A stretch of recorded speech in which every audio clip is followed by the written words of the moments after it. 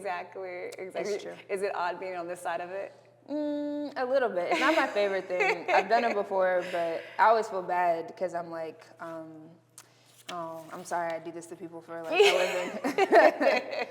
Well, it's like payback a little bit. I know, but I'm always impressed. Like people do mostly like a really great job when they're being filmed. So yeah, kudos to everyone who gets. You're on the other side of it. Yes. So what's your area of play when it comes to your art? Of play? Yeah. Oh, that's a good question. I think I'm still trying to find that, really. I think very early on for me, art making became kind of about work. And so really this opportunity here at McColl has been about taking that step back and like playing, imagining, exploring a little bit more. So that's been exciting. Okay, now tell me again, start from who you are and what's your field of practice? My name is Njaimeh Njie. I'm from Pittsburgh, Pennsylvania. I currently live in Baltimore, Maryland. But I work in photo, collage, and filmmaking. I'm very interested in telling stories about Black life, Black communities. In particular, I'm thinking about how we got to where we are today. So I'm going back to the archives, I'm talking to people, I'm thinking back to stories that I heard, and trying to think about how to articulate those ideas about like who we are and how we make community in a visual way. Where did this start for you? This started for me probably in the house I grew up in. My dad is an artist. He's a fiber artist, but he's also a photographer. He sews. My mom was a career educator, but she also takes pictures, so images were always around. My grandma had every Ebony and Jet and Essence, probably since they were published. And so just loving flipping through those. Her record collection was immaculate, so me and my sister talk a lot about going into the front room, the living room. Did it have plastic on the sofa? Oh, yes. And, looking at the albums and flipping through the magazines, and so I think those images just got implanted in me. And so I started off taking pictures and making videos pretty much almost exclusively. And then really with the pandemic and lockdown, I started making collages as a way to like play with reality a little bit more and have a little bit more commentary on what I was seeing and experiencing in like my day-to-day life. Yeah, this really feels all pulled from like lived experience, like the example of your father being in photography, your mother being in photography and also an educator. This is like the blend of both of that. It's true. Yeah, it's true. And then I became a teacher, so it's like it's all there. What did you teach initially? I taught high school English. Okay. How did that become your path? You always thought you wanted to be a teacher? Not quite. In undergrad, I started interning for the Children's Defense Fund. They had a program called Freedom Schools, and I interned at the Kingsley Lincoln Freedom School in Pittsburgh under Miss Dominica House. I always have to shout her out because she was just such a powerful model of what it meant to advocate for children and like really privilege education and like a culturally centered education in particular. And so from that experience, I wanted to still stay connected to storytelling, like I majored in film and media studies, but it wasn't exactly so easy to get a job or like an internship even as a screenwriter, or, in any sort of Hollywood capacity. And so teaching felt like a really good way to kind of give back, thinking about particularly the Black women educators that I had that poured so much into me, but also be able to kind of like pull that thread through of like, this is how we can see ourselves. How long were you an English teacher? I taught for 3 years. Okay. I was the basketball coach. Oh, really? Shout out to, Northwest Academy of Law in St. Louis. You played basketball too in high school, middle school? Yeah, growing up. Yeah. That's another life though. Yeah. So did you find any of your like photography or documentarian work like slide into your space as an educator? Yes. I really kind of got into this because I would pull in like visual art, I would pull in paintings, documentary photos, documentary films into my classroom to like supplement the text.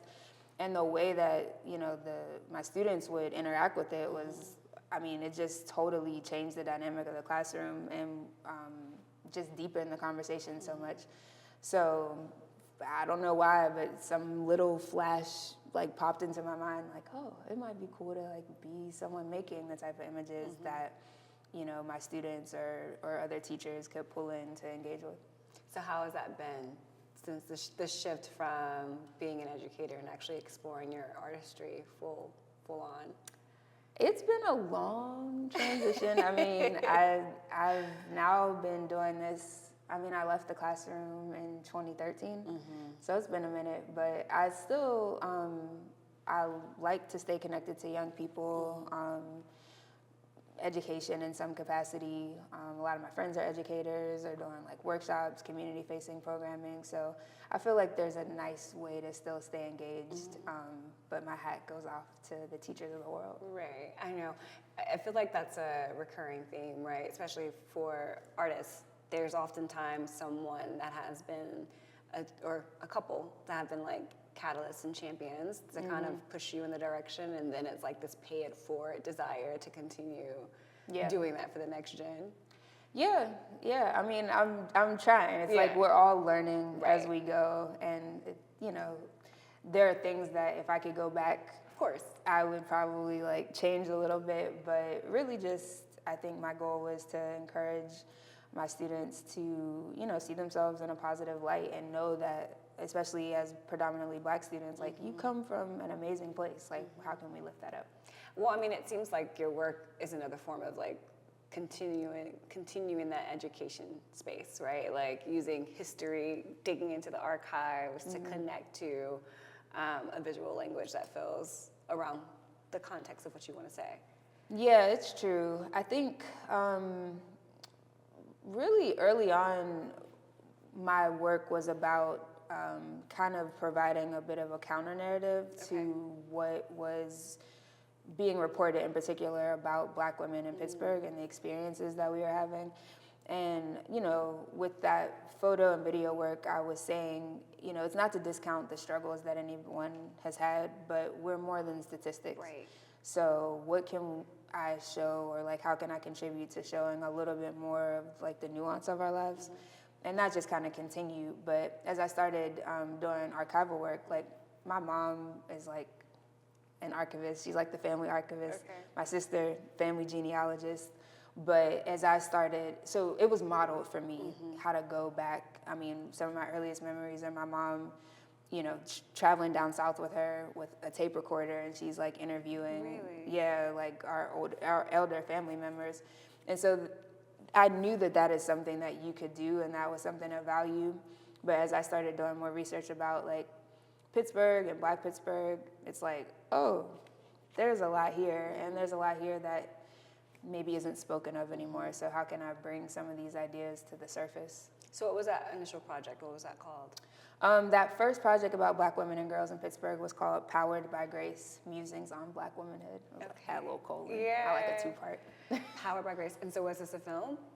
It was a few things. It really ended up being like a website. Okay. So it was a series of kind of like environmental portraits. So I was going to women and mostly adult women that I knew and saying like, hey, can I photograph you at home with your family or on the job, just to say like, hey, this is who we are, this is where we are.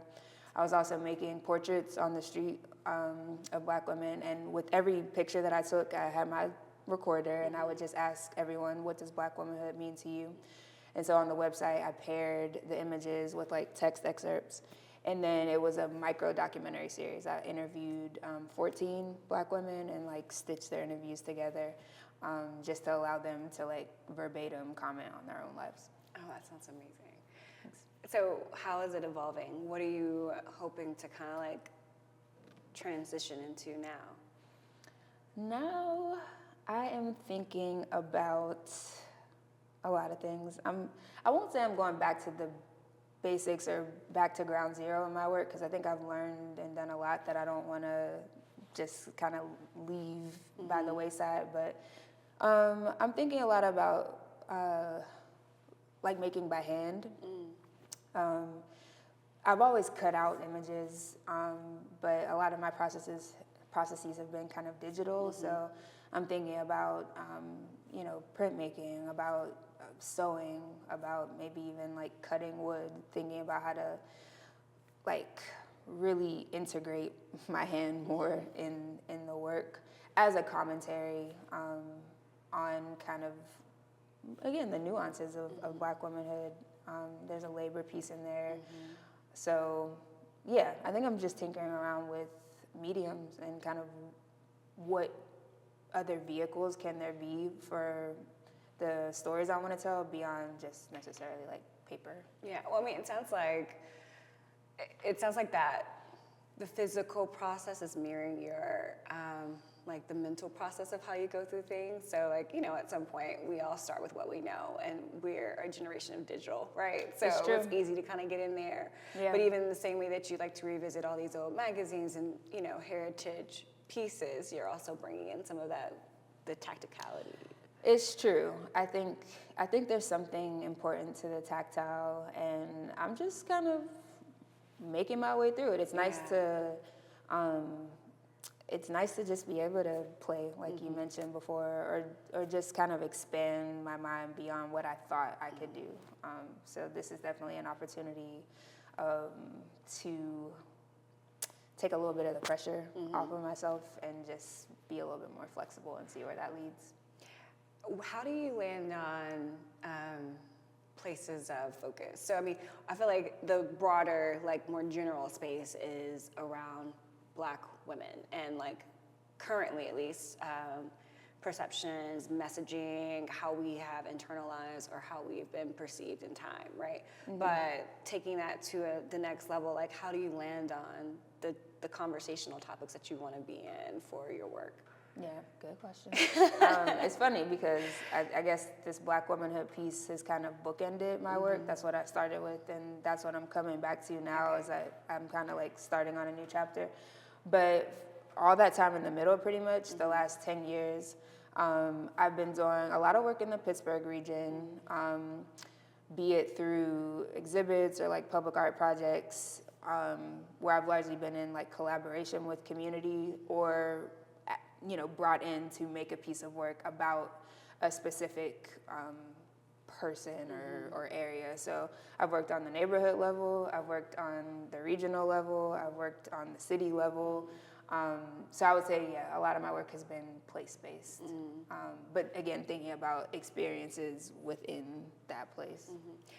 Yeah, I guess we have talked about that a little bit before. Like, this is the first time in a long time that your work has been able to be just what you want versus it being commission-based, and therefore kind of the subject is tied to whatever the ask is. And now that you're in a space that it can just be whatever, what are you listening to? What are you reading? Like, what are you combing through? I think you're focused a little bit on Charlotte right now, right? Or I'm thinking about Charlotte. Okay. I'm thinking about kind of ties that bind Black communities across the country.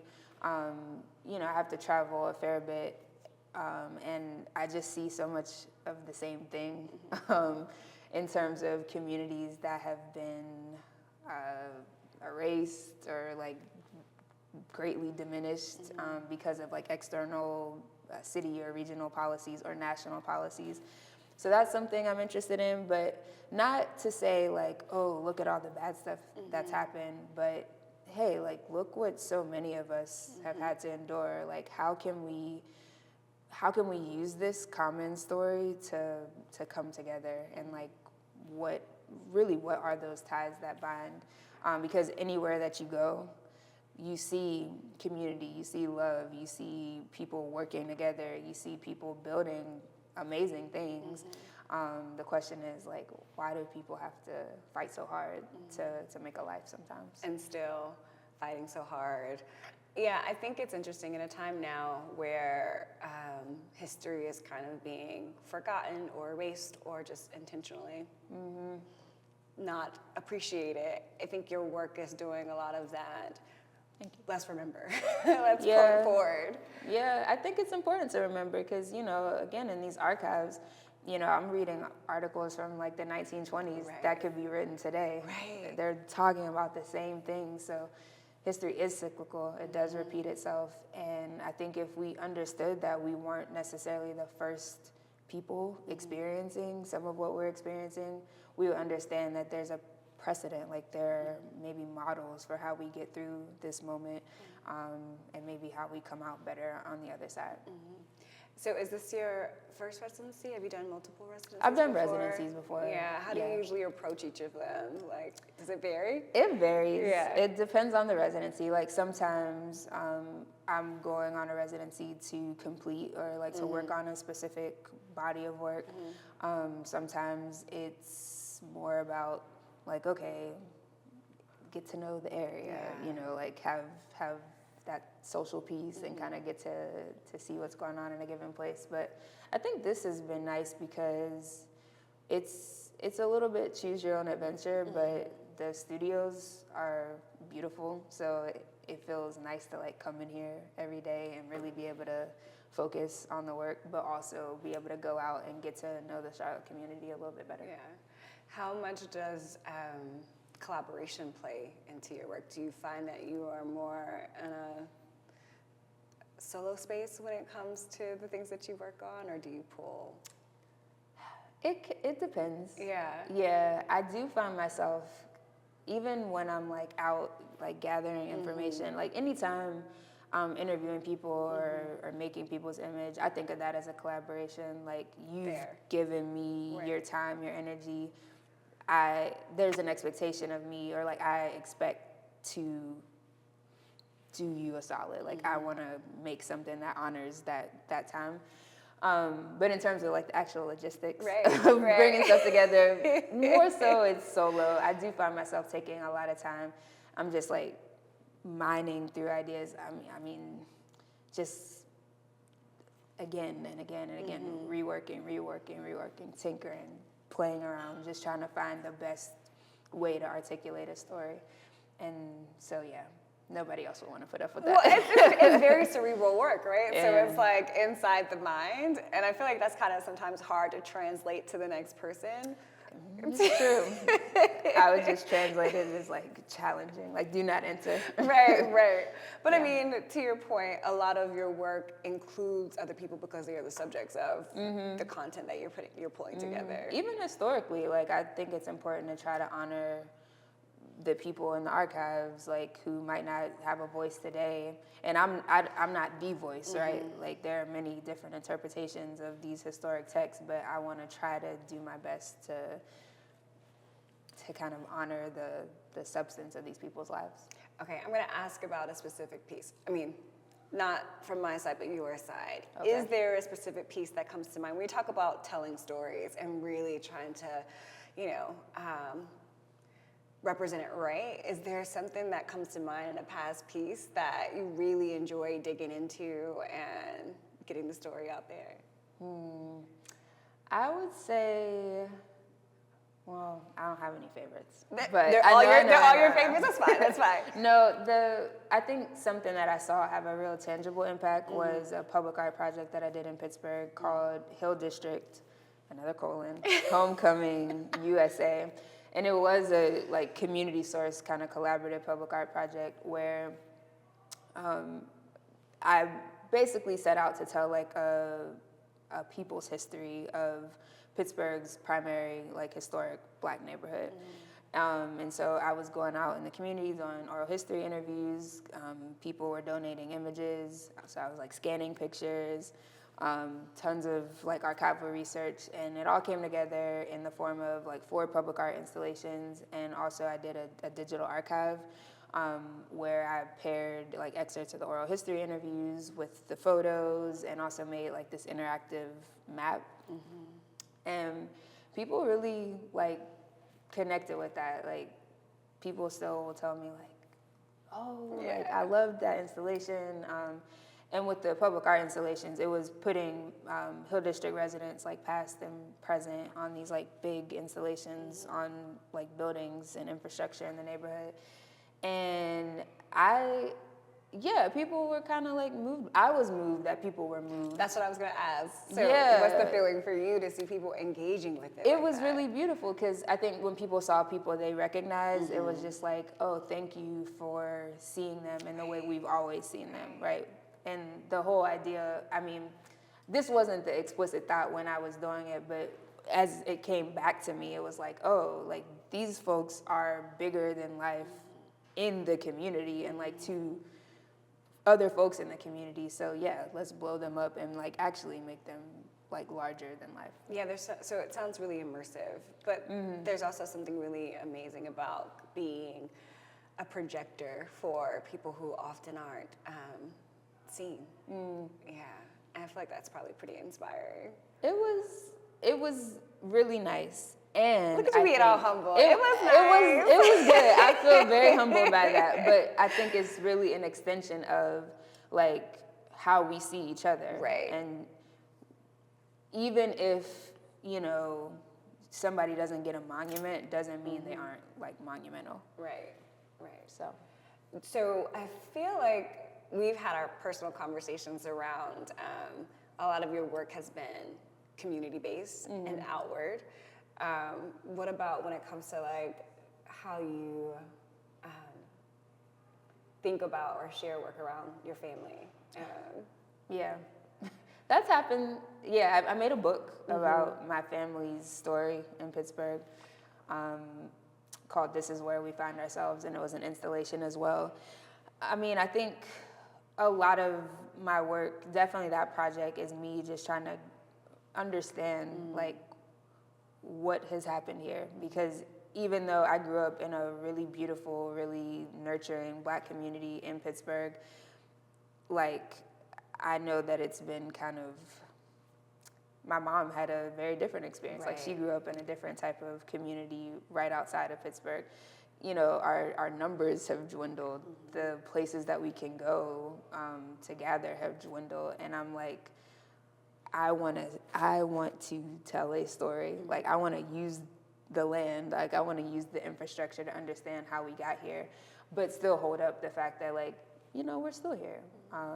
So there's something holding us together, but it's been probably a tougher road than it should be. Of course. I mean, I think that's also a more emotional, you've got a lot of stake in the ground there, you know, it's a little bit different.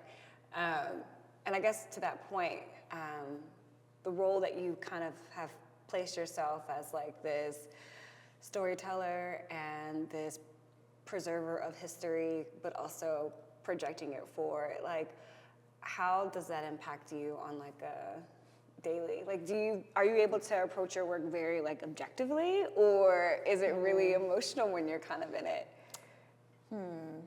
That's a good question. I mean, I feel invested, right? You know, right. Again, anytime I'm telling someone's story, like it's hard to overstate. You know, I've been at people's dining room tables, in their living rooms, at their offices. Like nobody has to kind of let me in that way.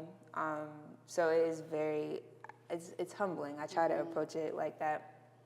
And so I guess I can't really be objective because I'm like, you know, this is Miss Kim's story. Like I have to protect this. But also, you know, something I think about in my work is at the end of the day, I'm still like editing this in some capacity. So I want like everybody to do this work, you know, and I see it happening now. There's so many like scanning workshops. There's so much like archival energy happening, which I love, because I think people really are understanding the value of the archive of their family history. It feels tangible now, so I'm like, cool. Like I'm very happy to just be like a little piece of sand on the beach. Right. Like let this multiply and let everybody, you know, do it in their own way. Yeah, I think there's something pretty interesting about, well, because I think we're in this funny middle ground, right? Where, again, a lot of us have a history of printed things, whether it be magazines, whether it be the Kodak film that we had developed. Yeah. And then we moved into the space where everything became digital. We don't have it now. You don't, and you don't really appreciate it because it's stuck in a log or a library of like 30,000 other pictures. True. It's so true. So this desire to kind of get back to holding, you know, giving some weight to the things that we capture and that we experience, it's coming back around. And then we have, now we also can tell that it's more accessible too. I think that's the other part. So we can kind of help to tell the story, to share it. Yeah. You're right. I mean, I'm not the best at this either. Like, if I'm doing it outside, I have to be better about like printing pictures. Right. And like having that physical archive. And again, I think about it as like, sure, there's like a fine art angle of photography, but I'm interested in the vernacular, you know, like people's photo albums, right? You go into somebody's house, you see the framed pictures over the mantle or like leading up the stairs. Like that's what we mean when we say the archive. And we gotta get back to kind of preserving things in that way. Well, I think too, in part, it went from like a functional thing to a performative thing, right? Yeah. What does that make you think of? Yeah, it's true. I mean, yes, obviously, like I'm on social media too, but I do, I think in a lot of ways the function of the picture has changed. Yeah. And we document ourselves all the time. Right. But it's kind of like, look at this cute little meal I had. we document everything. Everything. So then what becomes important? What becomes a thing What's to hold special? on to? Yeah, what's special? Yeah, for sure. I go to my grandmother's house and she's got pictures of the entire family from her ancestors to her great-grandchildren at every stage of life. It's powerful. And it's really amazing to be able to go through and kind of see the walking and moving history of just the family. I think, again, no one's flipping through and holding on to like magazines in the way that we used to. So it's really kind of shifted a little bit. It has. And I think of how, you know, my mom, every function, or both my parents, like my mom would be the one to like pose everybody, and then my dad would be the one taking pictures of like everybody in between. Exactly, all the candids.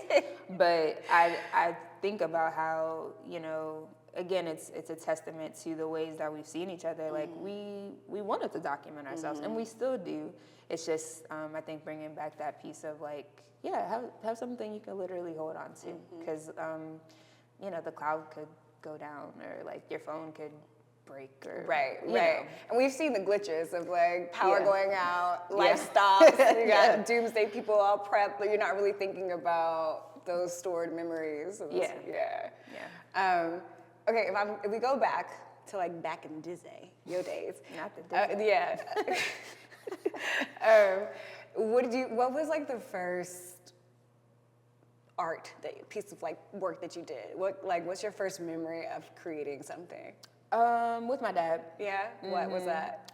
So he's a batik artist. So he makes these like really beautiful abstract, well, they're images of people and like community, but abstracted a bit, but he dyes the fabric. So it's like a process of waxing and dyeing.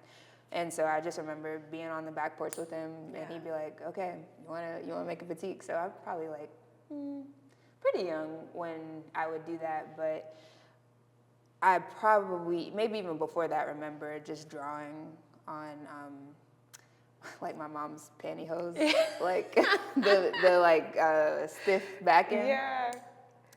And I would try to, I think, emulate the figures that he would do in my little crayons. But yeah. So beyond that stint as a teacher, did you always feel like this was going to be your path? No? What did you think it was going to be? I thought I was going to be a physical therapist. Okay, you done gone all over the place.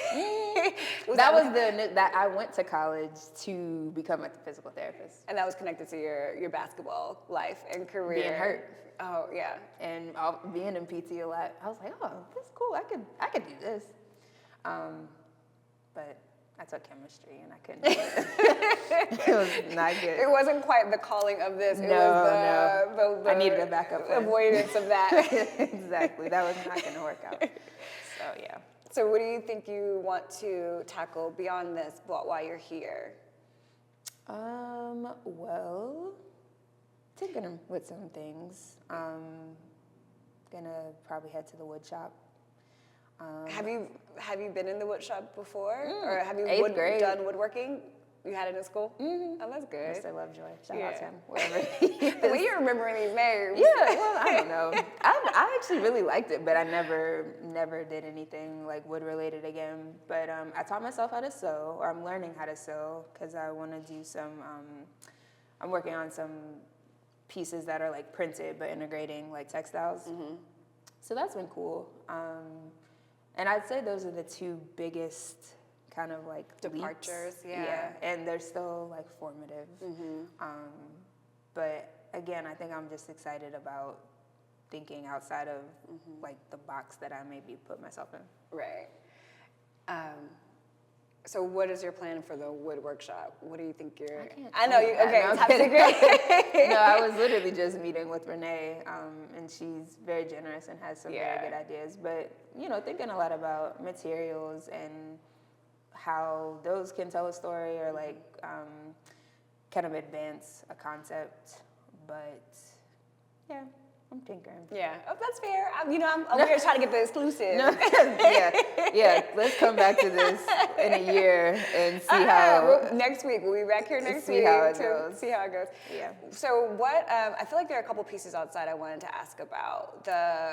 Are those based in Baltimore? Where are those? No, those the different are locations. those are both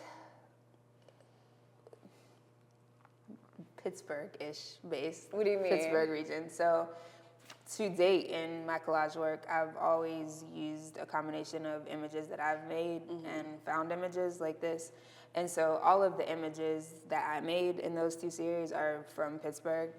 One of those series is specifically about Pittsburgh. It was for this exhibition, exhibition and magazine, curated and founded by a photographer out of Cincinnati, Asa Featherstone III. And so he put together a project compiling lens-based artists in the Midwest. And for the inaugural issue of the magazine, asked us each to make or contribute a body of work about our relationship to home. So that's like very specifically about kind of what comes to mind when I think of Black Pittsburgh. The other one, so those are the larger pieces, and that's called A Lineage of Home. The other piece, Flight Plans, it's a longer story. It's really about, it's another lineage piece. It's about this idea, or this legend of Black people flying, and kind of tracing the lineage of that story as I've kind of seen or experienced it in Pittsburgh, and tracing it all the way back in history to like the shores of Africa. Those images, not the two here, but that series does bring in pictures from like South Carolina, like where my family's from, Simmonsville, South Carolina, Charleston, just kind of commenting on how this story has been brought with us a long way. In your process, it sounds like research is, clearly research, going into the archives is a very heavy part of the process. How much time do you feel like you have to spend on that before you can get through, or is it like iteration? Do you start something, read a little bit more, and that sprinkles in? Yeah, I think that's how I would say it goes. I usually have a period of time where it's like exclusively research, which I like. I'm a nerd, so I like to read. I like to, flip through things, learn things. And then there comes a point where it's like, okay, you have to start making, but, my relationship to what I've learned might change a little bit, or I'll read something else and want to incorporate it into the work.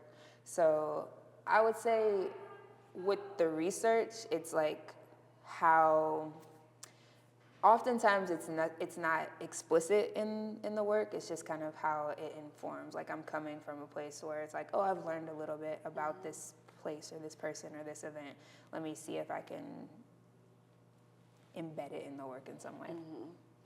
And I had a thought. Oh yeah, so taking that part of the process, like, how does it?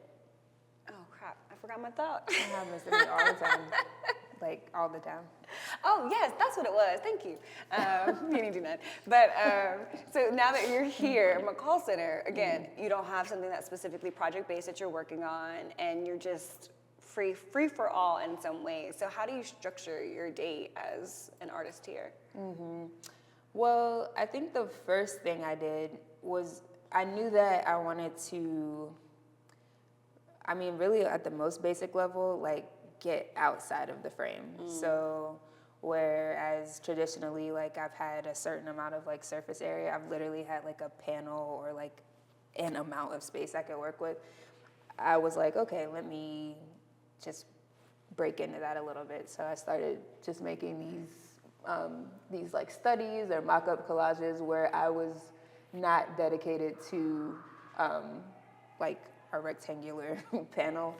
So I think my days vary. Right now they're becoming a little bit more structured as I get deeper into like these series that I want to explore. But I think the first chunk of my time here was just about saying like, okay, let me try to make in a different way than I've been making before and see where that can lead me. So now I'm kind of formalizing things and saying like, okay, when I come in today, I want to sew. Then I do have editing to do, like video editing to do.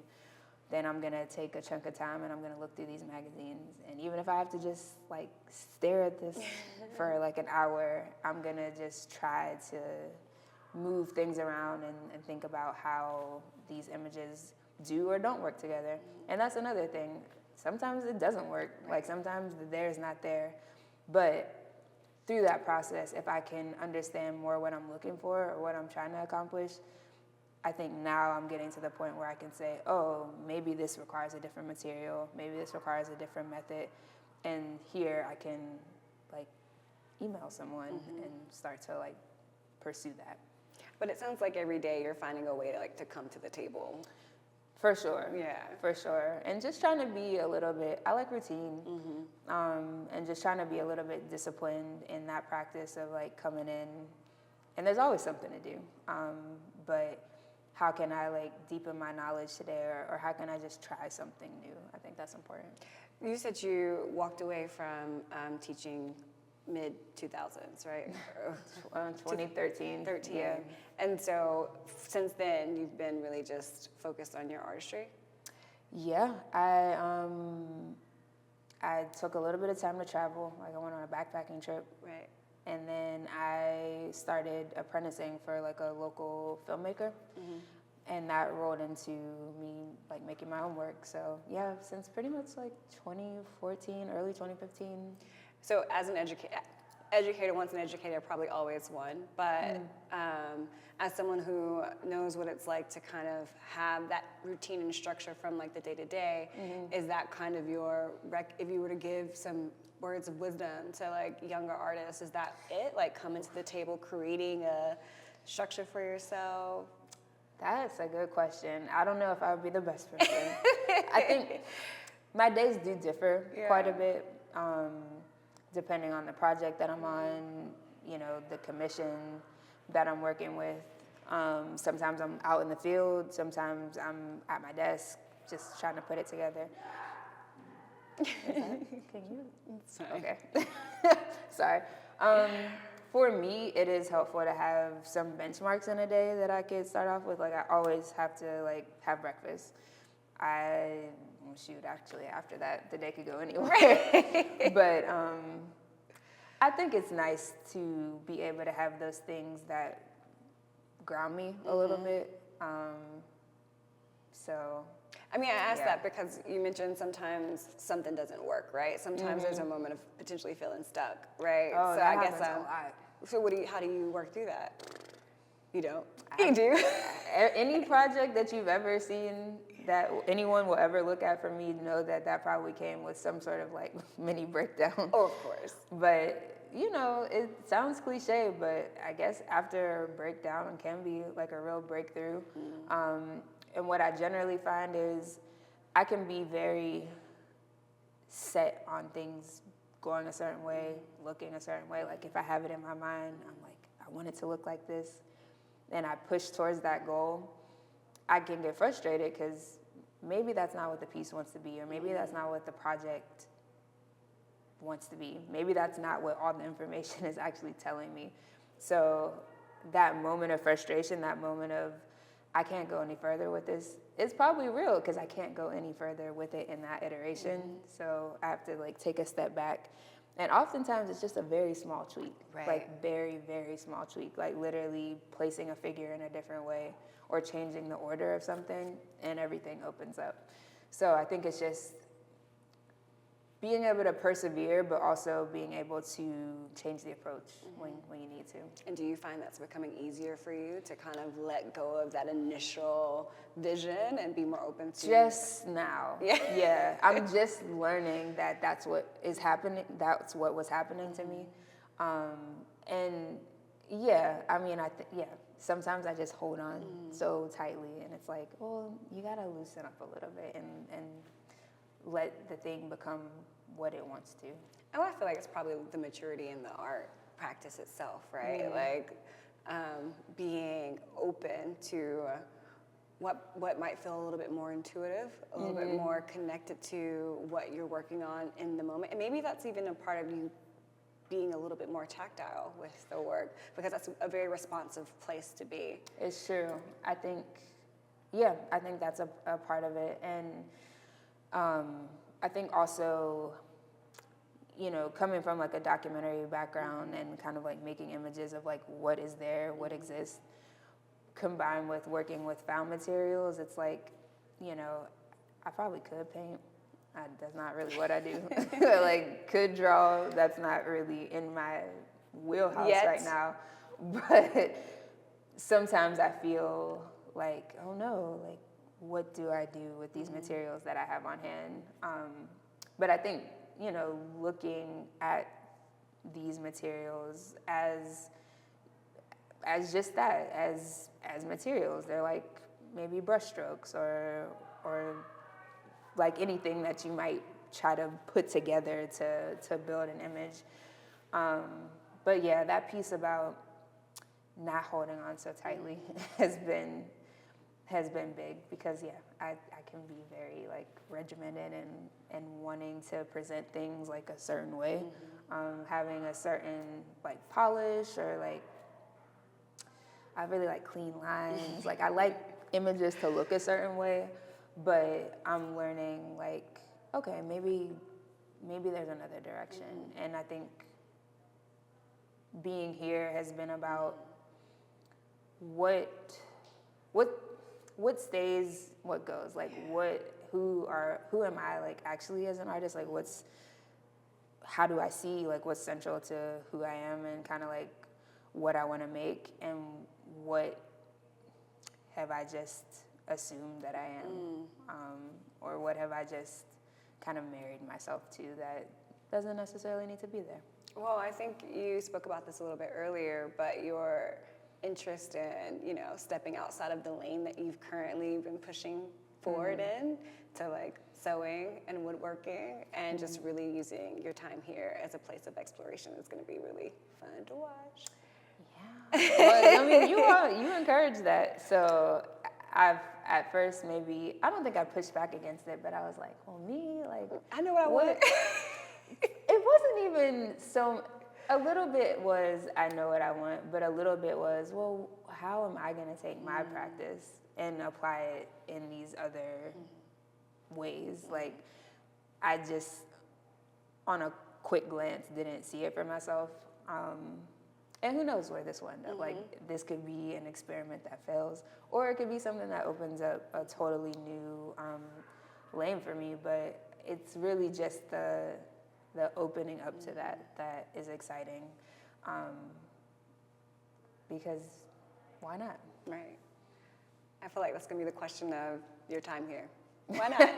I mean, it really is. Yeah. And yeah, I mean, I think even, it probably extends to just the way of living life, you know? And maybe I think what I'm trying to like work through with these images, it's like, sure, I can see it this way and this makes sense, but like there could be something beyond it. Cool. Well, I can't wait to see it. Thanks. Yeah. No, for real. I appreciate it. I believe you.